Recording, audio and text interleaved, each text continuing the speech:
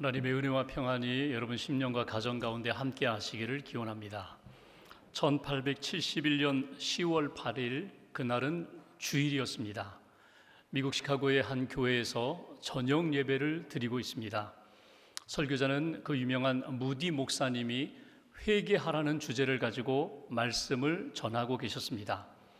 말씀을 마무리하면서 목사님은 성도들에게 마태복음 27장 22절 말씀을 여러분에게 숙제로 드립니다.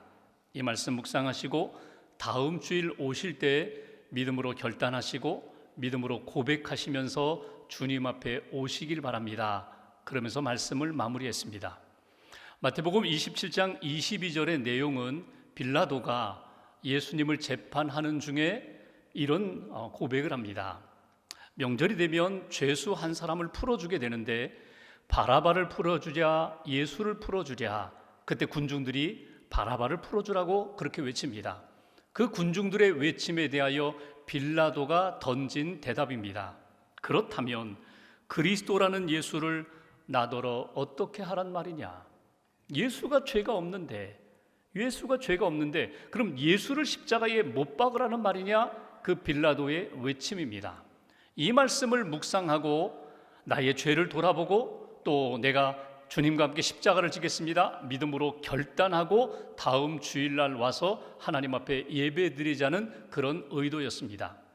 설교가 끝나자 유명한 복음성가 가수인 생키가 찬양을 부릅니다. 그 찬양의 내용은 이런 것이었습니다. 구세주가 부르시네 오늘 부르시네 영원한 안식처로 어서들 가세 정의의 심판이 다가오고 있네 죽음의 순간이 다가오고 있네. 이렇게 찬양을 부르는 중에 갑자기 이렇게 불빛이 번쩍번쩍거립니다. 알고 보니까 시카고에 대화재가 일어난 것입니다. 예배를 서둘러 마무리하고 사람들이 피했지만 적지 않은 사람들이 화재로 목숨을 잃었습니다. 여러분 아시는 것처럼 시카고 화재가 3일 동안 있었는데 300여 명이 세상을 떠나게 됩니다. 그 사건 이후에 무디 목사님이 그 주일 저녁에 했던 설교를 회상하면서 가슴을 치며 후회도 했고 하나님 앞에 회개도 합니다. 내가 왜 그때 그 자리에서 결단하게 하지 못했을까? 지금이 은혜 받을 만한 때요. 지금이 구원의 날입니다. 여러분 지금 회개하셔야 합니다. 지금 결심하셔야 합니다. 지금 믿음으로 고백하며 하나님 앞에서 새롭게 변화되셔야 합니다. 왜 그 시간에 믿음으로 결단하지 못하고 일주일 뒤에 결단하고 오라고 그렇게 권면했을까? 그리고 그 일 이후에 무디 목사님은 설교할 때 다음 주일, 다음 기회라는 말을 사용하지 않으셨다고 합니다. 지금 결단하십시오. 지금 회개하십시오. 지금 주님을 만나십시오. 지금 변화되십시오. 여러분 우리가 신앙생활하면서 곧잘 우리는 다음에 회개하지, 다음에 결단하지, 다음에 헌신하지 이렇게 마음 먹었다가 제대로 회복된 경험이 별로 없습니다. 다음에 한다고 했는데 그 다음이 또 다음이 되어서 진정 하나님 앞에 회개하지 못하고 결심하지 못하고 미루어서 오늘 우리의 삶이 이 상황에까지 이른 것을 우리가 바라보게 됩니다. 여러분이 하나님 앞에서 최근에 결심한 것은 무엇입니까?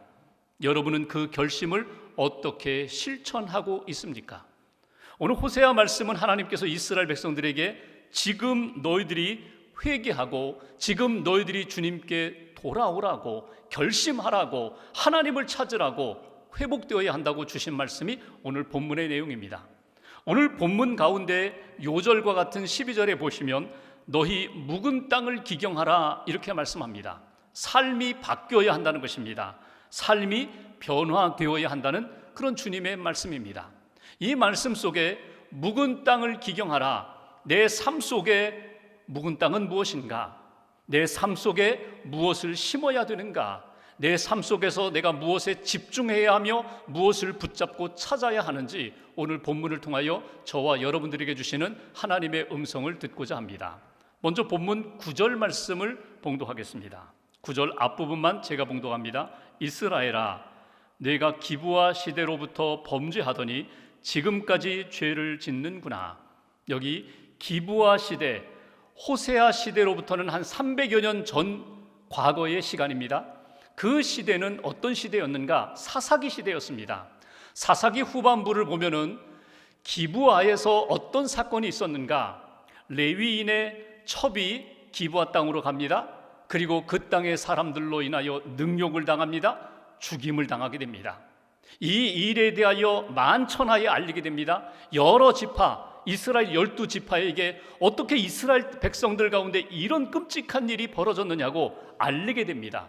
그런데 그런 상황 가운데 기브아 땅이 있는 그 베냐민 족속 사람들이 죄에 대하여 이거 잘못했다, 기브아 사람들이 잘못했다, 그 땅의 모든 사람들이 하나님 앞에 회개해야 돼, 이렇게 죄에 대하여 지적하는 것이 아니라 오히려 베냐민 지파 사람들이 기브아 사람을 두둔하게 됩니다. 괜찮아, 그 정도가 뭐가 어때서, 그 정도는 할 수 있어. 그래서 결국 베냐민 지파와 다른 지파들 사이에 큰 전쟁이 일어나게 됩니다. 같은 하나님을 믿는 백성들 사이에 12지파 안에 큰 전쟁이 일어나게 되고 베냐민 지파 사람들이 엄청나게 죽임을 당하는, 희생을 당하는 사건이 그 사사기 시대에 일어났다는 것입니다. 300여 년의 시간이 지났음에도 불구하고 하나님이 호세아에게 하시는 말씀은 과거의 이스라엘 역사 가운데 너무나 부끄럽고 수치스러운 역사였지만 그 과거의 죄에 대하여 깨닫지 못하고 깨어있지 못한 이스라엘 백성 베냐민 지파의 그 수치스러운 그 마음과 생각이 아직도 너희 마음 가운데 남아있다는 것입니다. 죄를 죄로 여기지 아니하고 악을 악으로 여기지 아니하고 죄에 대하여 타협하고 그냥 쉽게 넘어가는 그 마음이, 죄의 마음이 너희들 가운데 아직도 남아있다고. 10절을 보실까요? 10절에 이렇게 말씀합니다. 너희 안에 두 가지 죄가 아직도 남아있다고. 그 두 가지 죄는 무엇입니까? 하나님 외에 다른 신을 섬기지 말라고 했는데 하나님도 붙잡고 우상을 붙잡고 바알신을 붙잡고 여전히 두 마음을 품고 있는 이스라엘 백성들의 죄. 하나님이 다윗의 후손들을 통하여 하나님이 왕위를 세우신다고 하셨는데 인간적으로 북이스라엘의 여로보암을 비롯한 왕들이 등장하게 됩니다. 사람들이 왕을 세우게 됩니다. 그 왕을 의지하게 됩니다. 하나님을 왕으로 삼지 않고 하나님이 세우신 다윗의 왕조를 의지하지 않고 인간이 세운 왕을 의지하게 되고 그 왕들이 만드는 우상을 숭배하는 그런 역사가 지금도 남아있다는 것입니다. 그러니까 온전히 하나님만 섬기지 아니하고 여전히 두 마음을 품고 두 삶을 살아가는 이스라엘 백성들. 하나 더 볼까요? 11절 말씀 한 절을 같이 봉독하겠습니다. 에브라임은 마치 길들인 암소 같아서 곡식 밟기를 좋아하나 내가 그의 아름다운 목에 멍에를 메우고 에브라임 위에 사람을 태우리니 유다가 밭을 갈고 야곱이 흙덩이를 깨뜨리리라. 여기 보시면 에브라임, 북이스라엘 사람들을 일컫는 말입니다. 북이스라엘 사람들, 이스라엘 백성들이 길들인 암소 같다 이렇게 말씀합니다. 여러분, 길들인 암소가 어떤 모습일까요? 주인에 의해서 잘 먹었어요. 튼튼한 암소가 되었습니다. 훈련도 받았어요. 이제는 열심히 일할 수 있는 힘이 있어요. 그럼에도 불구하고 이 훈련받고 말씀으로 양육받은 이 암소가 곡식 떠는 것만 좋아해요. 곡식 밟는 것만 좋아해요. 그러니까 멍에를 매지 않습니다. 수레를 끌지 않습니다. 쟁기를 끌지 않습니다. 그리고 곡식 밟는 것만 좋아해요. 먹는 것만 좋아해요. 그리고 평안하게 즐겁게 사는 것, 그것만 좋아하는 이스라엘 백성들을 너희들이 길들인 암소 같다는 것입니다. 하나님이 주신 말씀과 사명은 외면하고 하나님의 뜻 가운데 그 말씀을 청종하면서 내게 주신 책임은 외면하고 그냥 내 삶에, 내 눈에 보기 좋은 것, 먹는 것, 즐기는 것, 그리고 누리는 것, 이것만 즐겨 탐하는 이스라엘 백성들을 오늘 길들인 암소 같다고 그렇게 책망하시는 것을 봅니다. 여기 이스라엘의 영적 상태가 고스란히 드러나 있어요. 너희들 마음속에는 여전히 죄에 대하여 만연되어 있구나. 여전히 우상을 숭배하면서도 이것이 죄인 줄 모르고 있구나. 너희들이 하나님이 주신 말씀을 따라 순종하고 책임 있는 하나님의 사람들이 아니라 여전히 너희 좋은 것만 취하고 먹는 것만 취하는 길들인 암소와 같은 그런 백성이구나. 이것이 하나님이 이스라엘 백성들에게 주시는 진단입니다. 묵은 땅이라는 거예요. 너희들이 묵은 땅이 되었다는 거예요. 묵은 땅이라는 것은 무엇입니까? 악을 심고 죄를 거두는 일에 만성이 된 이스라엘 백성들의 영적 상태예요. 죄와 악에 대해서는 늘 깨어 있어야 되는데, 거부해야 되는데, 죄가 우리 안에 들어왔을 때는 회개해야 되는데, 이미 죄와 악이 들어왔음에도 불구하고 전혀 문제없는 것처럼 만성된 그런 이스라엘 백성들의 영적인 상태, 기경해야 된다, 갈아엎어야 된다는 것입니다. 그리고 딱딱한 것 때려서 부드럽게 만들어서 다시금 묵은 땅을 옥토로 만들어야 돼. 이것이 오늘 하나님이 이스라엘 백성들, 저와 여러분들에게 주시는 메시지입니다. 그래서 길들인 암소가 이제는 다시 수레를 끌고 쟁기를 끌고 멍에를 메고 하나님의 귀한 일들을 감당할 수 있는 그런 일꾼이 되어야 돼. 그런 백성이 되어야 돼. 이것이 오늘 주시는 메시지예요.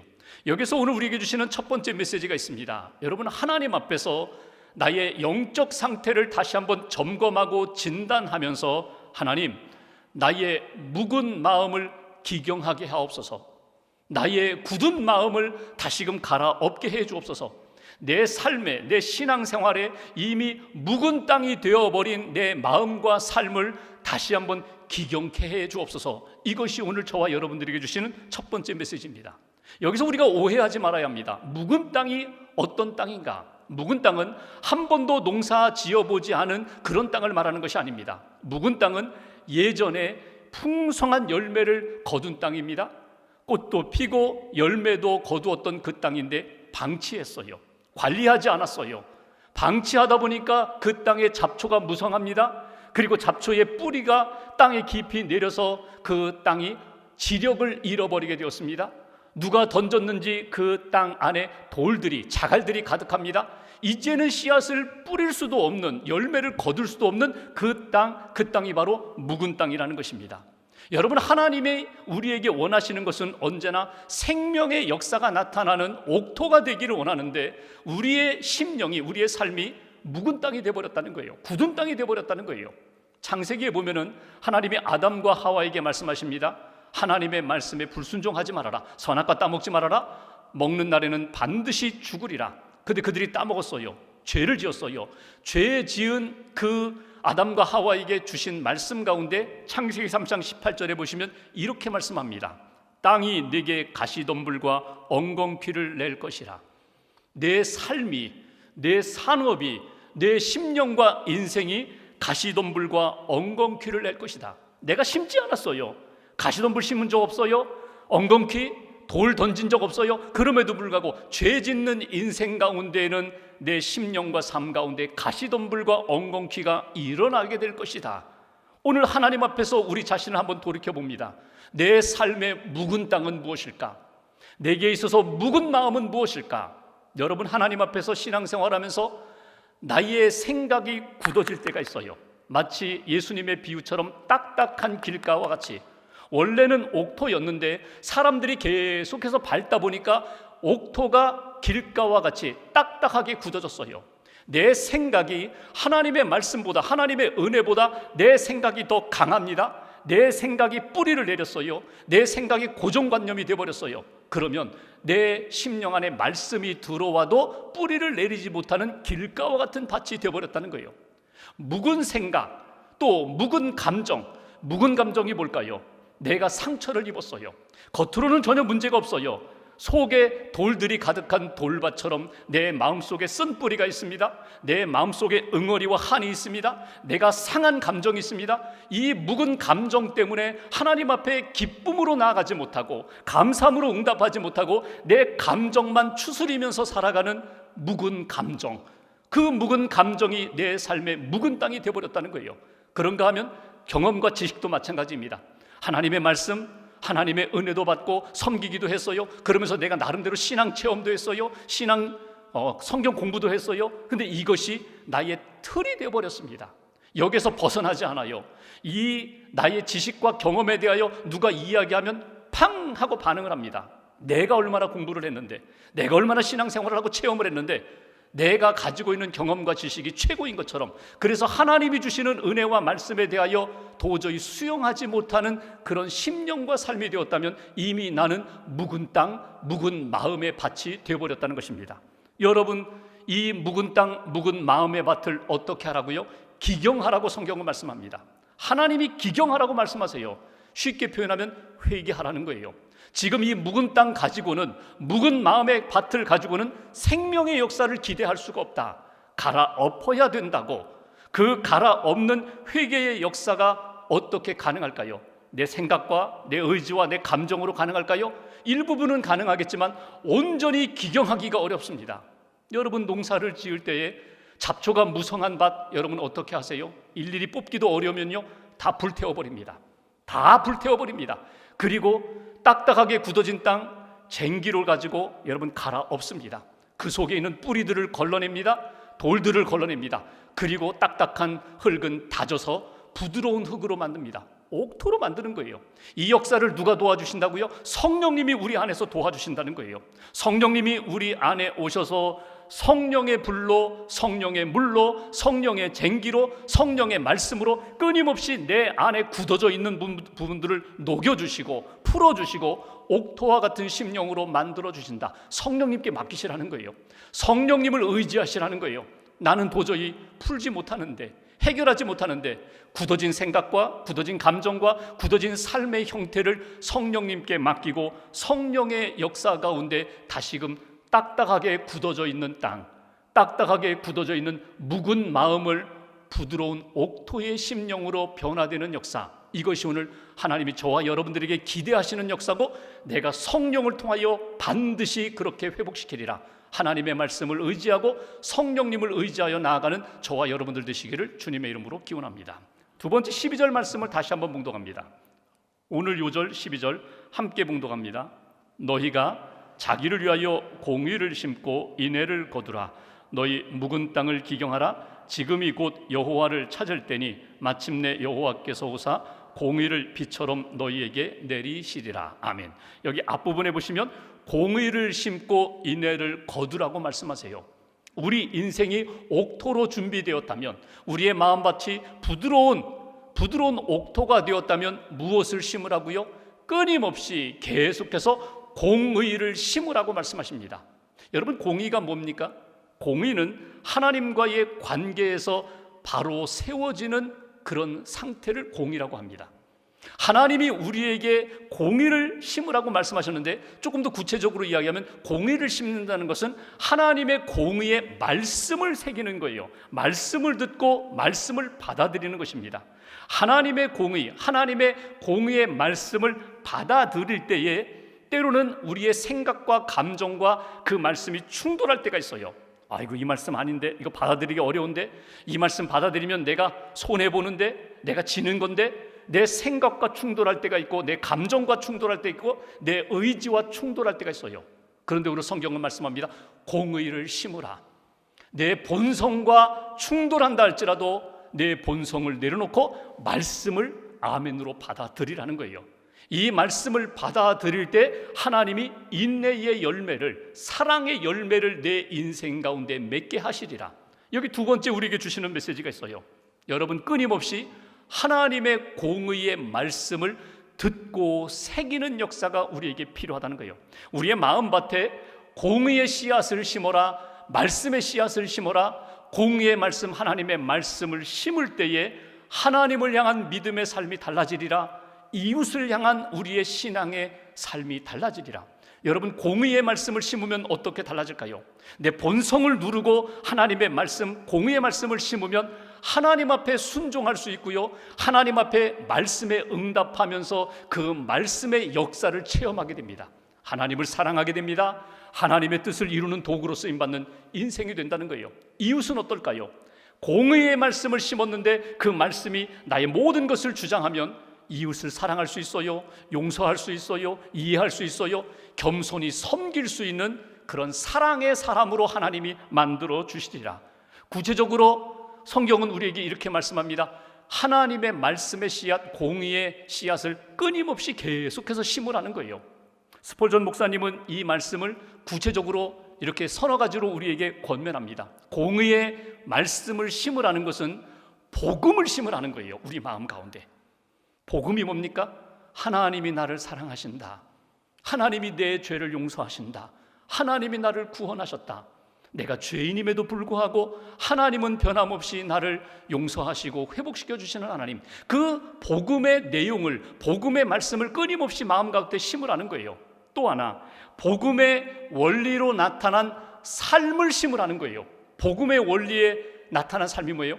너는 하나님의 자녀가 되었기에 소금이 되어야 돼, 빛이 되어야 돼, 너는 이 땅의 거름이 되어야 돼, 축복의 통로가 되어야 돼, 복음의 전도자가 되어야 돼. 내가 하나님 앞에서 받은 영적인 신앙의 정체성을 끊임없이 내 생각과 삶 속에 계속 심으라는 거예요. 또 하나, 죄를 거부하는 거룩한 열정을 심으라고. 죄를 거부하는 뜨거운 열정을 심으라는 거예요. 분별력을 심으라는 거예요. 여러분, 죄는 독을 품고 있는 독사와 같습니다. 여러분, 죄가 우리 안에 들어올 때 한번 들어와서 한번 지내보지 뭐, 타협해보지 뭐, 난 얼마든지 죄를 이길 수 있어, 감당할 수 있어. 여러분, 그럴 수 없습니다. 여러분, 독사를 품고 있는 한 독사에 물릴 수밖에 없어요. 여러분, 타협하지 마세요.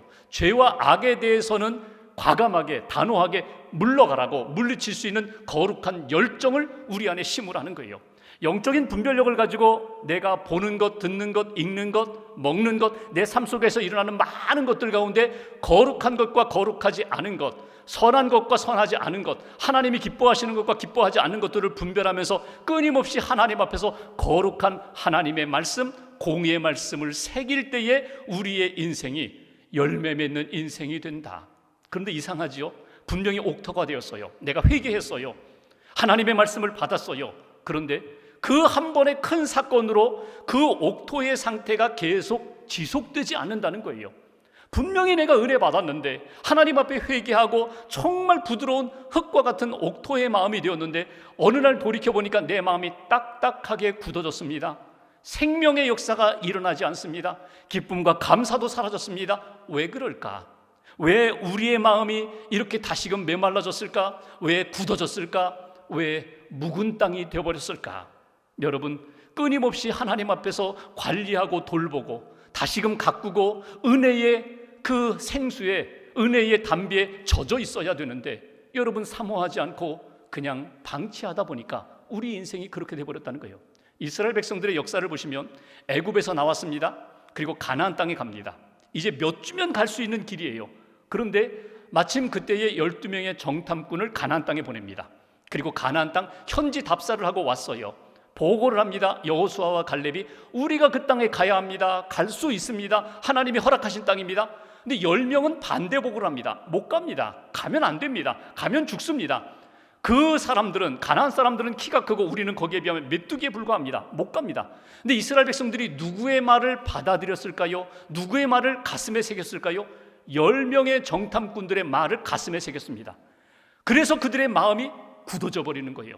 딱딱하게 묵은 땅이 되어버리는 거예요. 이것을 풀어주시기 위하여 하나님이 무려 40년 동안, 40일 동안 현지답사했으니, 정탐했으니 하루에 1년씩 40년 동안 광야의 훈련을 통하여 그 딱딱해져 있는 이스라엘 백성들의 마음을 부드럽게 만들어주시는 역사입니다. 여러분, 듣는 것, 보는 것, 말하는 것 주의하셔야 돼요. 우리가 읽은 호세아 10장 앞부분에 보시면 4절 말씀을 한번 보십시오. 제가 4절을 읽겠습니다.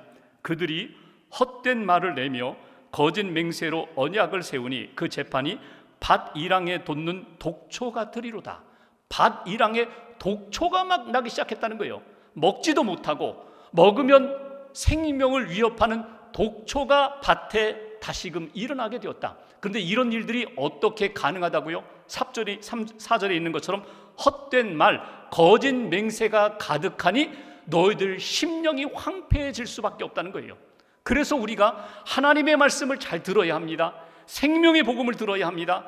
끊임없이 그 말씀으로 내 고백이 달라져야 합니다. 세상의 말을 하고 거짓말을 하고 다른 사람 험담하고 다른 사람을 죽이는 그런 말이 아니라 생명의 말씀을 들어야 되고, 생명의 말씀을 고백하며 선포할 때 너희의 심령이 옥토로 유지될 수가 있다. 끊임없이 하나님의 말씀이 너희 안에 임할 때 그 말씀이 너희 영혼을 살리게 된다고.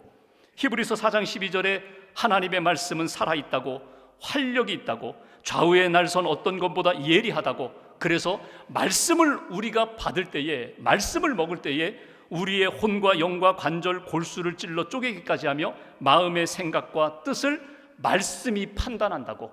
말씀이 우리 안에 와서 우리 인생을 다 하나님이 기뻐하시는 삶으로, 마음밭으로 하나님이 가꾸어 주신다고.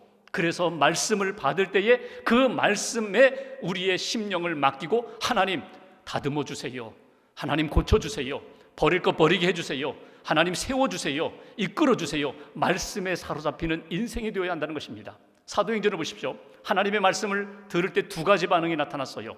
어찌할꼬. 말씀을 들으면서 우리가 죄인이라고 하나님 앞에 회개하며 구원을 받은 사람이 있는가 하면 어찌할꼬. 그 말씀에 대하여 거부합니다, 저항합니다. 그리고 마침내는 말씀을 전하는 사도들, 전도자를 돌로 쳐 죽입니다. 여러분, 우리가 말씀을 받을 때도 다르지 않아요. 말씀을 받을 때에 우리 안에 충돌이 일어나는데, 거부감도 일어날 수 있는데, 그 말씀을 아멘으로 받을 때 공의의 말씀, 생명의 말씀이 너희의 심령을 옥토와 같은 심령으로 바꾸고 그 안에 생명의 열매를 주시리라. 이 말씀을 아멘으로 받고 말씀으로 회복되는 저와 여러분들 되시기를 주님의 이름으로 기원합니다. 마지막 한 가지 12절 하반부를 보십시오. 하반절에 이렇게 표현합니다. 너희 묵은 땅을 기경하라. 지금이 곧 여호와를 찾을 때니 마침내 여호와께서 오사 공의를 비처럼 너희에게 내리시리라. 하나님이 은혜를 부어주신다는 겁니다. 공의의 비를 내려주신다는 거예요. 우리 심령 가운데 회복과 생명의 역사로 이끌어 주시리라. 그런데 여기 보시면 이렇게 표현해요. 여호와를 찾을 때다. 지금이 여호와를 찾을 때다. 여러분, 여호와라는 하나님의 이름은 어떤 이름입니까? 언약을 이루시는 하나님이에요. 우리는 부족하지만, 우리는 하나님 앞에서 약속을 지키지 못했지만 하나님의 약속은 변함이 없어. 하나님은 그럼에도 불구하고 탕자와 같은 우리 돌아올 때에 맞이해 주시는 언약의 하나님, 사랑의 하나님, 그 하나님의 이름을 부르면서 주님을 찾아 나오라는 겁니다. 특별히 여기 때라는 말이 있죠. 여호와를 찾을 때다. 이 때라는 말은 우리 신앙생활 가운데, 여러분, 절망 가운데, 어두움 가운데 도저히 소망이 보이지 않는 그런 상황이라 할지라도 거기에 영적인 의미가 부여되면, 하나님의 은혜의 역사가 나타나면, 그때는 우리가 회복의 역사를 만날 때, 하나님의 은총 가운데 다시금 일어설 수 있는 때라고. 그 시간을 놓치지 말라고. 지금이 바로 그때라고. 지금이 바로 하나님을 찾을 때요, 지금이 바로 언약의 하나님의 은총을 받고 회복될 때라고 우리에게 말씀하십니다. 세 번째 우리에게 주시는 메시지, 여러분, 언약의 하나님을 찾으십시오. 약속의 주님을 찾으십시오. 주님을 찾아 나가십시오. 주님을 만나십시오. 언약의 하나님께 매달려 기도하고 그분의 회복의 은총을 받아야 된다고. 여기 12절 끝부분에 보시면 마침내 여호와께서 오사, 우리가 하나님을 찾아가면 마침내 하나님이 우리를 만나주신다, 그런 의미도 되지만 이 원래의 본뜻은 이렇습니다. 주님이 만나주실 때까지, 주님이 우리에게 찾아오실 때까지 저는 인내하며 하나님 앞에 앉아 있겠습니다. 하나님 앞에 서 있겠습니다. 하나님 앞에 기대하며 부르짖겠습니다. 하나님 반드시 임하심을 저는 믿습니다. 여러분, 우리 신앙생활 가운데 하나님 앞에 홀로 있었던 시간이 얼마나 됩니까? 지난 일주일만 돌이켜보세요. 하나님과 1대1로 만난 시간이 얼마나 됩니까? 여러분, 하나님은 우리에게 1대1로 만나기를 원하세요. 우리의 마음을, 우리의 생각을 듣기를 원하세요. 그리고 하나님의 말씀을 우리가 품기를 원하세요. 여러분, 시간을 구별하여, 장소를 구별하여, 골방이든지 성전이든지 아니면 내 삶의 어떤 장소에 하나님을 1대1로 만나는 시간을 꼭 가지세요. 그리고 여호와 하나님, 언약의 하나님의 이름을 부르며 하나님의 가슴을 두드리세요. 반드시 하나님이 우리에게 찾아오셔서 은혜의 담비, 공의의 담비를 내려주신다는 것입니다. 이것이 심령의 부흥이고 심령의 회복의 역사입니다. 기도의 쟁기를 다시 한번 깊이 집어넣어 땅을 갈아엎어야 합니다. 우리의 굳어진 땅을 갈아엎어야 합니다. 그때 하나님이 우리 심령 가운데 말씀의 씨앗을 주시고 은혜의 담비를 주셔서 열매 맺는 인생으로 만들어 주신다. 캠벨 몰건이라는 목사님이 은퇴하시면서 마지막 은퇴 설교 시간에 이런 이야기를 합니다. 내가 목회하면서 또 설교하면서 참 가슴 아플 때가 있었습니다. 크게 힘들 때가 있었습니다. 그때가 언제인가 하면 말씀을 듣기는 들었는데 전혀 변화되지 않는 사람들, 형식적으로 신앙생활하는 사람들, 하나님의 말씀을 들어서도 여전히 뜨겁지도 않고 차지도 않고 미지근하게 살아가는 사람들, 그 사람들을 보면서 저는 너무나 힘들었습니다. 이건 한 목사님의 이야기만이 아니라 하나님의 마음이 그렇습니다. 우리를 바라보실 때에 뜨겁지도 않고 차지도 않아요. 말씀을 들어도 깨달음이 없어요. 말씀을 깨달은다고 말은 하는데 변화는 전혀 없습니다. 순종도 없습니다. 하나님 앞에 내 삶을 맡기고 하나님의 말씀의 역사에 대한 체험도 없어요. 하나님이 안타까워하신다. 오늘 말씀을 마무리하면서 다시 한번 우리의 심령을 하나님 앞에 맡깁니다.